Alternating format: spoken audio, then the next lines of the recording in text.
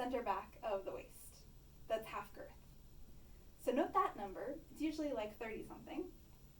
And then full girth goes over the shoulder to meet the tape measure. If your tape measure stops at 60, you might have to estimate. This one is 120. But usually half girth is 65, or if you're taller, in the 70s, or if you're shorter, in the 50s. You can see how this would be useful for a leotard or a jumper, if you've ever tried on a jumpsuit that's too small. Center back nape to shoulder, elbow, and wrist.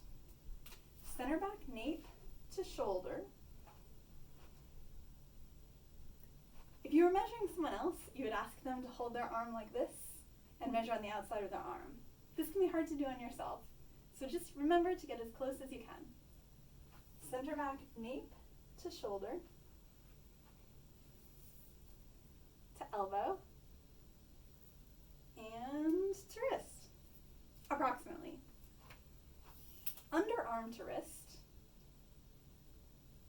I'm going to do that one, keeping the 0 at the wrist and measuring the inside of the underarm to the armpit. Shoulder to bicep, from the tip of the shoulder to the midpoint of the bicep. With my t-shirt, it's where the end of the t-shirt is. And then to the wrist, about 22 on me. Bicep. Measure your dominant arm. If you're right-handed, flex your right arm, make a muscle. Measure around the widest part of the bicep while you're flexing. While you're still flexing, wrap the tape measure around your forearm and measure the widest part of the forearm. And then wrist. These are actually surprisingly possible to do on oneself. The next measurement is duck. So make your hand into a duck and measure around the knuckles. Can you guess why we take this one? It's the smallest we can make an opening of a sleeve that you can still get your hand through. Thigh. To measure your thigh, first lunge so that your thigh is flexed. Then measure around the widest part of your thigh. While you're still lunging, measure around the widest part of your calf. You could give yourself a break and measure above your knee and below your knee. Then ankle, around the ankle bone. Waist to below knee is on the outside of the leg.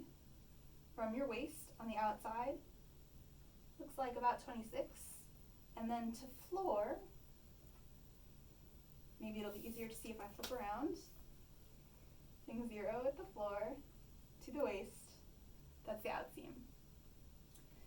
When you're measuring someone else's inseam, here's a polite way to do it that avoids touching anyone inappropriately.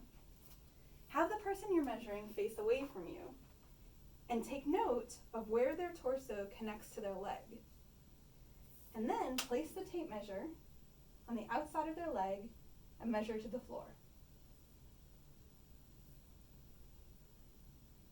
If it's possible to do that on yourself, yeah, it is. Or you could put the one at the bottom to where the leg connects to the torso.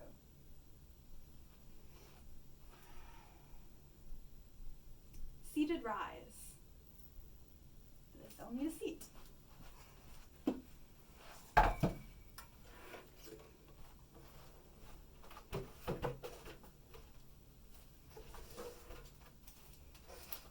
Sit down on a chair and measure from your waist to the chair. That's seated rise.